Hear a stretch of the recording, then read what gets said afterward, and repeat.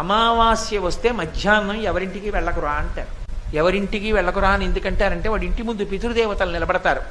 అమావాస్య మధ్యాహ్నం 12 గంటలకి పితృదేవతల పేరు చెప్పి జలతర్పణం చెయ్యాలి. కనీసంలో కనీసం అలా చేయకపోతే స్వయం పాకమన్నా ఇవ్వాలి.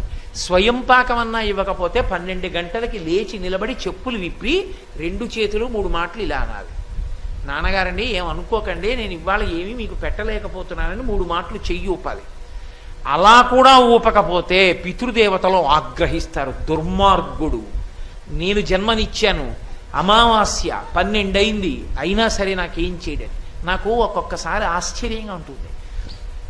నేను చెప్పిన మాటల్ని ఎంత గట్టిగా పట్టుకుంటుంటారంటే కొంతమంది, మా మోహన్ రావు గారు అమావాస్య వస్తే ఏ బ్రాహ్మణ కుటుంబం కన్నా నిష్ఠగా చేస్తారు పితృదేవత. 12 అయ్యే వరకు ఉండి బ్రాహ్మణుల్ని తీసుకొచ్చి స్వయం పాకం ఇచ్చి అప్పుడు భోజనం చేస్తాడు ఆయన. కాబట్టి అమావాస్య నాడు పితృతర్పణం చెయ్యాలి. ఆంధ్రదేశంలో అంటే సమస్త ఆచారములు లుప్తమైపోతున్నాయి కానీ